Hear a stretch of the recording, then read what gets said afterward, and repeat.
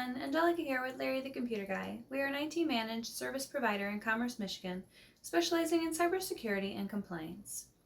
Today for malware news. Through the pandemic over the last year, cyber criminals have given no mercy to the healthcare sector. Hackers have now knocked out the website for Alaska Health Department, causing operational trouble. The website of the Alaska Health Department was taken offline owing to a malware attack.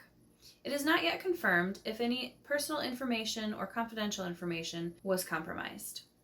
One Call Insurance was hit by an $18.2 million ransomware attack by the DarkSide group, who had claimed to be shutting down operations post the Colonial Pipeline attack. Pretty much goes to show you can't trust cyber criminals for their word or anything else. We hope that you are staying safe online, and if you need any assistance, please don't hesitate to give us a call. We're here to help.